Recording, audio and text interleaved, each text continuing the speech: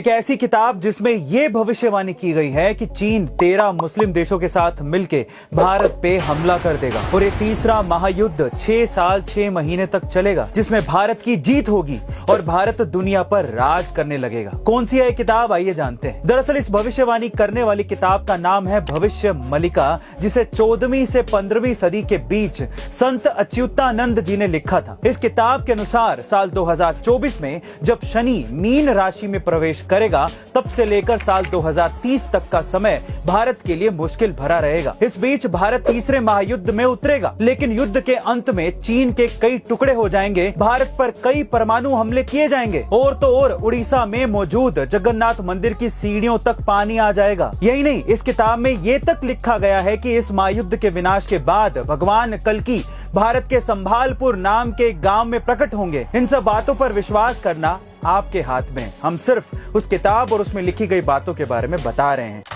भारतीय विदेश नीति के चाणक्य एस जयशंकर जी से जब सवाल पूछा गया कि आखिर क्यों जब भी कश्मीर मुद्दे की बात आती है तो अमेरिका, चीन और पाकिस्तान जैसे देश उसमें अपनी नाक घुसाते हैं, इस पर एस जयशंकर जी ने जो जवाब दिया उसे सुनकर शायद कश्मीर को भारत का हिस्सा ना मानने वालों की बोलती बंद हो जाएगी। उन्होंने कहा कि कश्मीर हमारा बनाया गया मुद्दा है, ये हम ही लोगों ने आर्टिकल 370 को इतने साल तक जीवित रखा, ये हमारी कमजोरी थी और जब भी कोई बड़ा देश कमजोर होता है तो दुनिया उसका फायदा उठाती है। लेकिन जब साल 2019 में मोदी जी के नेतृत्व में संसद ने आर्टिकल 370 हटाने का निर्णय लिया, उस दिन से कश्मीर मुद्दे पर जिस खिड़की से दुनिया हस्तक्षेप करती थी वो खिड़की ही बंद हो गई। और कुछ दिनों पहले श्रीनगर में जो G20 समिट हुआ है उसे आप कम मत समझिए, ये तो बस एक टेस्ट था। आगे आगे आप देखते रहिए, हम कश्मीर को मेन स्ट्रीम में लाकर रहेंगे। गाइस, ये जवाब था एस जयशंकर का।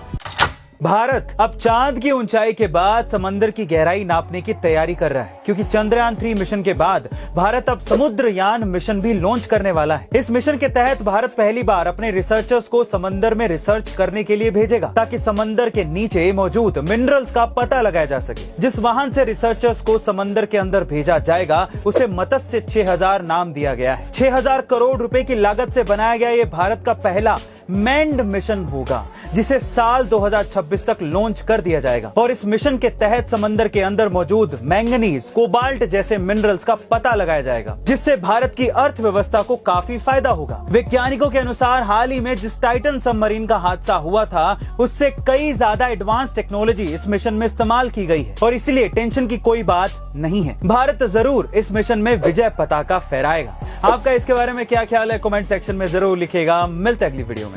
गाइस, व्हाट्सएप पे टेक्सटिंग कर करके हमें शॉर्ट फॉर्म को यूज करने की इतनी आदत हो गई है कि आजकल स्टूडेंट्स अपने कॉलेज और स्कूल के असाइनमेंट्स में भी शॉर्टकट्स यूज कर रहे हैं और जो लोग ऑफिसेज जाते हैं वो अपने ईमेल्स में भी शॉर्टकट्स यूज कर रहे हैं। जहां एक और बाकी देशों में ये शॉर्टकट्स बिल्कुल सही नहीं माने जाते, वहीं अगर आप न्यूजीलैंड में रहते हैं और न्यूजीलैंड के स्टूडेंट हैं तो वहां पर इस चीज को यूज करने की परमिशन है। जी हां गाइस, न्यूजीलैंड में 2006 के बाद से ही वहां के एग्जाम्स में शॉर्टकट्स को यूज करने की परमिशन है, ताकि एग्जाम में बड़े बड़े आंसर्स में ज्यादा समय बर्बाद ना हो।